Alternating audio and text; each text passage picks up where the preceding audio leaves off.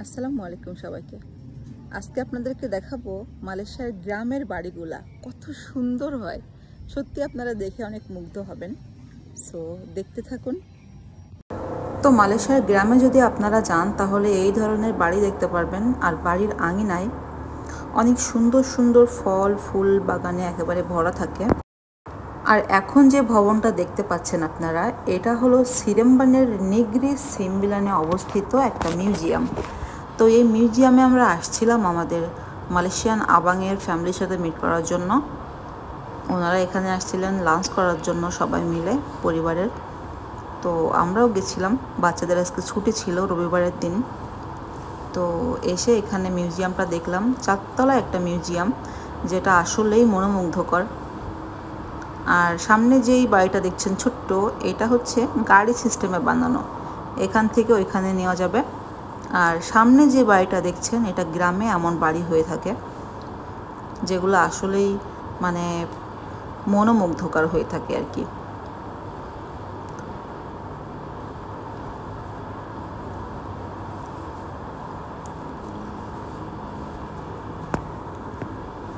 তো আমরা এইখান থেকে আর কি আপনাদেরকে কিছু পুরাতন আমলের জিনিসপত্র দেখাবো, সাথেই থাকেন, দেখতে পারবেন।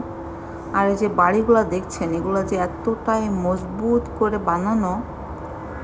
আর এখানে এই আঙিনায় আমি দেখতে পেলাম কিছু পেঁপে গাছ, কলা গাছ, ফুল গাছ সব লাগিয়ে রাখছে এরা। আর ওই আড়ালের গাছটাতে অনেক পেঁপে ছিল। আরও এখানে আছে কাঁঠাল গাছ, আর এগুলা 12 মাস কিন্তু হয়ে থাকে। আমি একটু দেখছিলাম যে পাকছে কিনা। তো দেখতেই পাচ্ছেন এখানে কিন্তু বড় আছে, মানে পেকে যাওয়ার মতো আছে, আবারও ছোট ছোট হচ্ছে। তো মালয়েশিয়ার এই সিস্টেমগুলো আমার অনেক ভালো লাগে, যেখানে 12 মাস কাঁঠাল হয়। আপনাদেরকে এখন দেখাবো আমি যে পুরাতন যে জিনিসগুলো। এই যে এটা মানে ক্যারি করা পসিবলই না। এটা এত যে ওজন, এটা যে এত হেভি।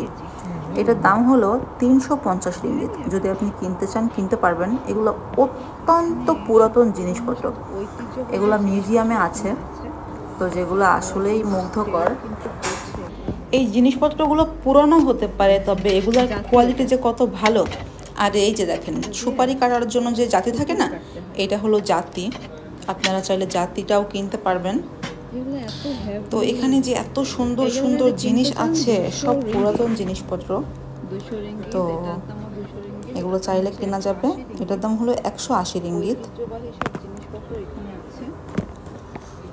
আমার কাছে অবশ্য টাকা পয়সা না থাকায় আমি একটাও কিছু কিনে আনতে পারি নাই। তো আমার ইচ্ছে ছিল যে কিনবো আমি।